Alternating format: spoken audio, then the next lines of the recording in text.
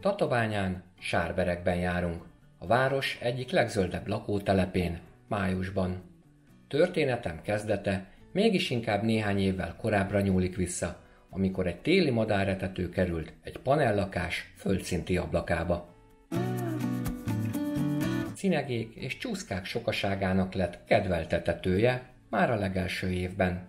Egész kis csapat gyűlt össze, amikor rosszabbra fordult az időjárás, és a természetben már nehezebb volt táplálékhoz jutni.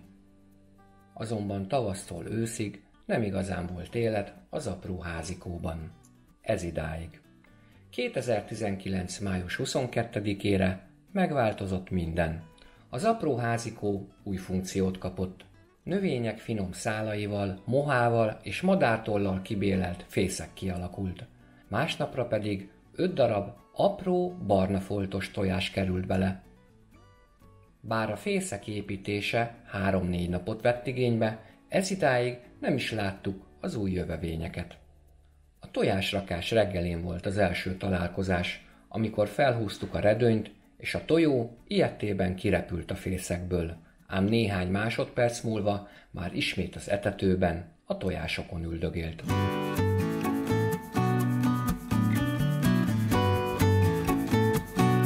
Szürke légykapóként azonosítottuk, és párommal dokumentálni kezdtük életüket. A költési idő alatt a tojó főként a fészken ült, párja pedig a szemközti fenyőfán rendezkedett be. Innen indulva látta el az anyukát táplálékkal. Pár több alkalommal a tojó is elhagyta a fészket, annak ellenére is, hogy igyekeztünk óvatosan tevékenykedni a konyhában.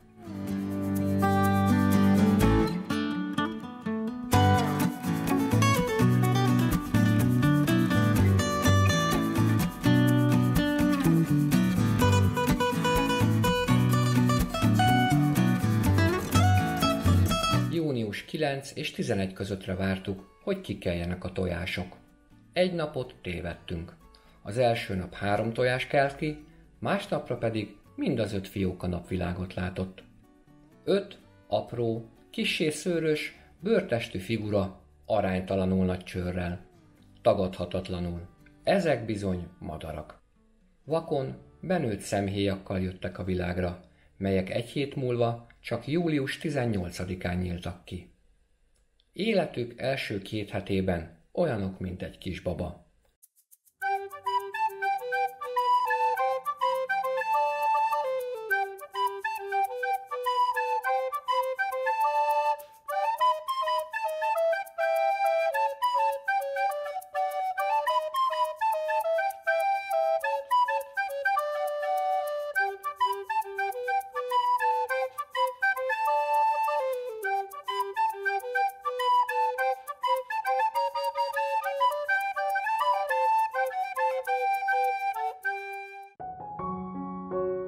Alszanak és esznek. Nagyon sokat esznek. Napközben a szülők felváltva folyamatosan táplálják a fiókákat, azonban a tojó kezdetben még gyakran visszaül a fészekre, az éjszakát pedig mindig velük tölti.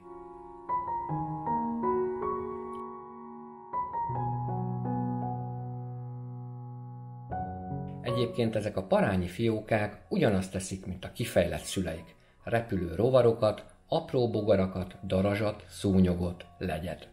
Igen, hatalmasra tátott szájukba feneketlenül szinte minden belefér, csak győzzék a szülők hordani.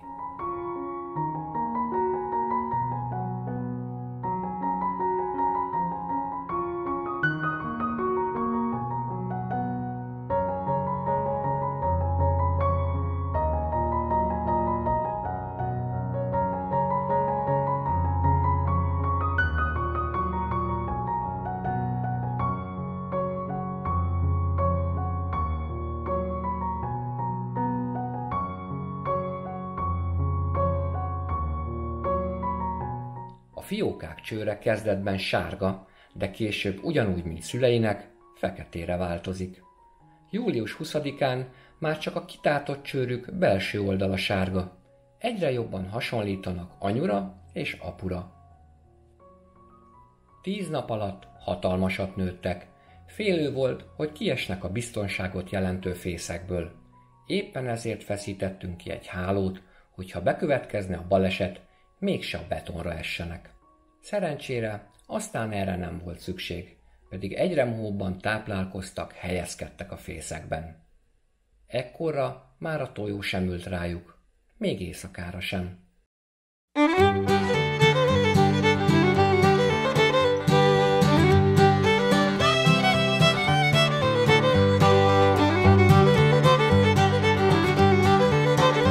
Sok érdekesség megfigyelhető volt, például ahogyan az etetést követően a fióka felnyomja a fenekét, és a kinyomott ürülékét a szülő a csőrében elviszi, így módon megakadályozva a fészek beszennyezését.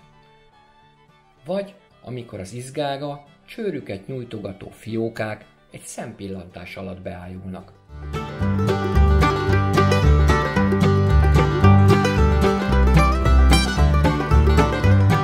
De egészen aranyos dolog is előfordult, például amikor nem csak az erősebb és legelől tátogó fióka kap táplálékot, hanem őt félretolva a kisebb is megkapta a fejlődés jelentő zsákmányt.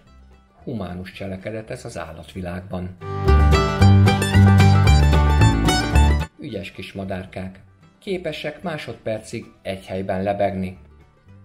Több alkalommal állt így a fészek előtt. Talán megérezte, hogy figyeli a kamera. Bár a szülők egy hét után már attól sem riadtak meg, hogy a kánikulában bukóra volt nyitva a konyhaablak. Megható és kedves látvány, amikor a tojó és a hím együtt, egymás mellett a szemközti fenyőről figyeli a fiókákat. Ez a fa a bázis. Általában először ide érkeznek a táplálékkal, aztán innen repülnek az ablakhoz, a kis etetőből átalakult fészekhez.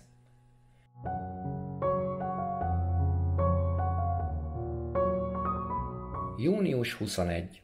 Már óriásiak, szemük is nyitva, de látszólag nem félnek az embertől. Mivel anyu és apu élelemért van, itt az idő egy selfie-re, hiszen ha jól számoltunk, lassan kirepülnek. A két felvétel között mindössze 5 nap a különbség. Jól látható, milyen gyorsan fejlődtek. Ekkorra már nem csak az alvás és a táplálkozás jelenti a napi rutint. Kezdik felfedezni önmagukat. Megindult a tollászkodás.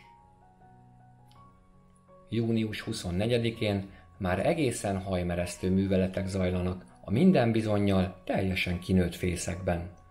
A tollászkodáson túl kora estére megindult a szárnyak kitárulkozása is, és egymáson átgázolva megy a harc a szülőktől érkező falatokért. Ekkor már tudtuk, nem sokáig fogjuk tovább élvezni társaságukat.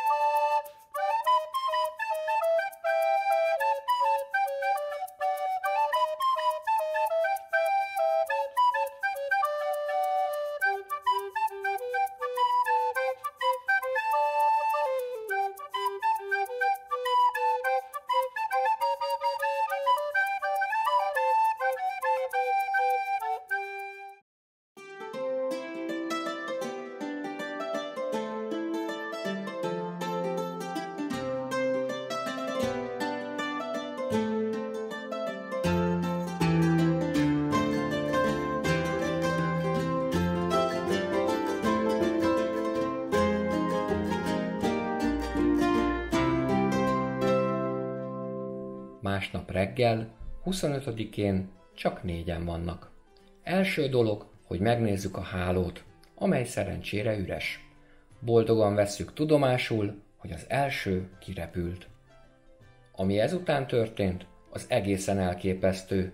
A két legbátrabb légykapófióka, többször is átgázolva egymáson és a többieken, kiáll a fészek szélére, mintha indulni akarna. Aztán az utolsó pillanatban mindig meggondolják magukat.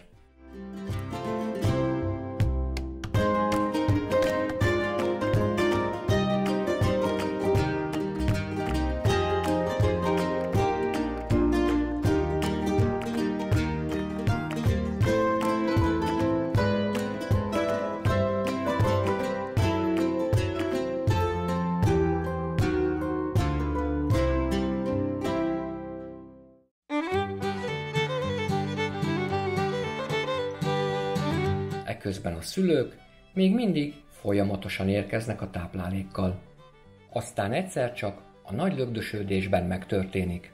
Hirtelen kirepül a második fióka is. Mindenféle nagy előkészület nélkül, spontán. Élete első repülése a már említett szemközti fenyőfáig tart, ahol ágról ágra ugrándozva még tovább figyelhetjük.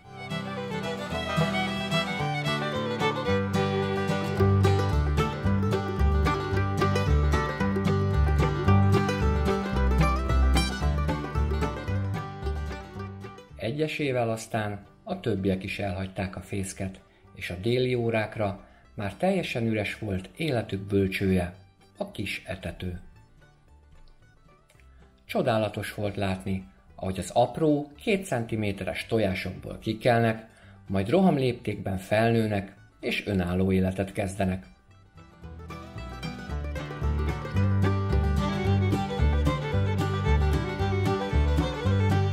A körülbelül 15 cm-es szürke légykapó védett madár. Magyarországon októberig tartózkodnak, majd útra kelnek, és Afrikában töltik a telet. Innen áprilisban térnek vissza, sokszor pontosan a korábbi költőhelyre. Mi szeretettel várjuk őket, hiszen ez a kis etető a jövőben is rendelkezésükre áll.